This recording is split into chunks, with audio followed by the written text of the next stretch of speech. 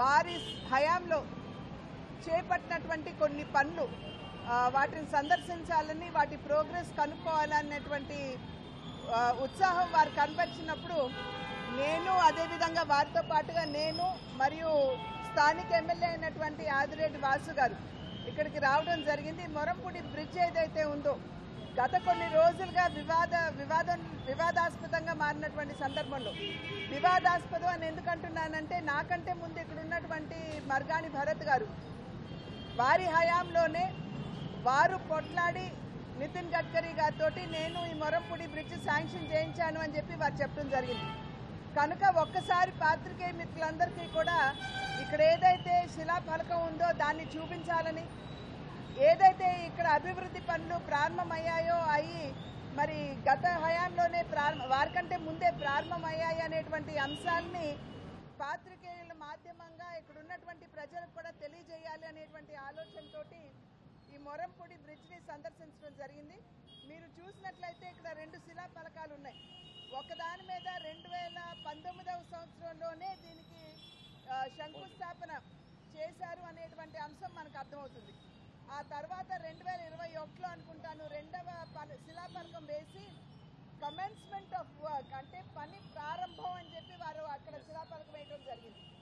అందరూ కూడా నవ్వుతారు, ఎందుకంటే ఎవరు ఎక్కడ కమెన్స్మెంట్ ఆఫ్ వర్క్ అని చెప్పి ఇంతవరకు శిలాఫలకం వేసినటువంటి దాఖలాలు దేశంలోనే లేవు.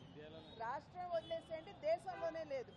అంటే ఎక్కడికెక్కడ రాజకీయ లబ్ధి, ప్రజా శ్రేయస్సు కంటే కూడా రాజకీయ లబ్ధి మీద ఎక్కువ దృష్టి పెట్టినటువంటి విధానం మనకి సుస్పష్టంగా దీని మాధ్యమంగా మనకు అర్థమవుతుంది.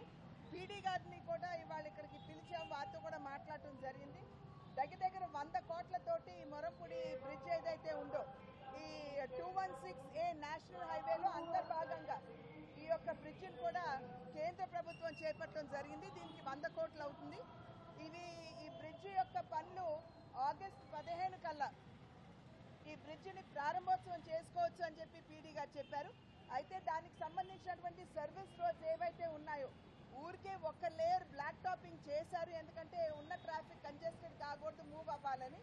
రాబోయే కాలంలో ఒక నెల పాటు ట్రాఫిక్ డైవర్ట్ చేసి మిగిలిన లేయర్స్ కూడా ఈ సర్వీస్ రోడ్స్లో వేసి దీన్ని పటిష్టం చేస్తామని చెప్పి పీడీ గారు కూడా చెప్పడం జరిగింది. కనుక రేపు ఆగస్టు 15న ఈ బ్రిడ్జ్ ఓపెనింగ్, ఇంకొక నెల 15 రోజుల తర్వాత సర్వీస్ రోడ్స్ కూడా క్లియర్ అయిపోతాయి. ఇక్కడ ఉన్నటువంటి ట్రాఫిక్ సమస్యకి ఇది ఒక మంచి పరిష్కారం. ఇందు మూలంగా మనకు అర్థమయ్యేది విషయం కూడా ఏమిటంటే కేంద్ర ప్రభుత్వం సైతం దేశాన్ని మనం అభివృద్ధి పథంలో నడిపించాలని పదే నరేంద్ర మోడీ గారు 11వ ఆర్థిక శక్తిగా ఉన్నటువంటి భారతదేశాన్ని 5వ స్థానానికి తీసుకుని రావడం జరిగింది. అదేవిధంగా రాబోయే కాలంలో మేము 3వ స్థానానికి తీసుకెళ్తామని చెప్పి ప్రధాని గారు చెప్పారు. అయితే 3వ అతి గొప్ప ఆర్థిక శక్తిగా భారతదేశాన్ని మనం మలుచుకోవాలంటే మౌలిక వస్తువులు చాలా అవసరం. రోడ్లు కావచ్చు, పోర్ట్లు కావచ్చు, ఎయిర్పోర్ట్లు కావచ్చు, రైల్వేస్ కావచ్చు. కనుక అందులో భాగంగా ఎంత బ్రహ్మాండంగా ఈ కన్స్ట్రక్షన్ జరుగుతుందో ప్రజలందరూ కూడా గమనించాలి.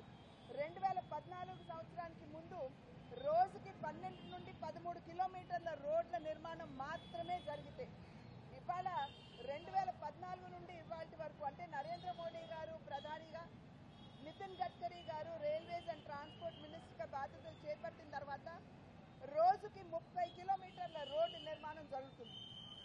అందులోని ఎంత బ్రహ్మాండంగా రోడ్లు ఉన్నాయో ప్రజలందరూ కూడా గమనిస్తున్నారు. కనుక దేశ శ్రేయస్సు, ప్రజల సంక్షేమానికి ఎన్డీఏ కూటమి కేంద్రంలో కావచ్చు, రాష్ట్రంలో కావచ్చు ఎప్పుడూ కూడా పెద్దపీట వేస్తుందని చెప్పి మీ మాధ్యమంగా ప్రజలందరికీ తెలియజేస్తుంది.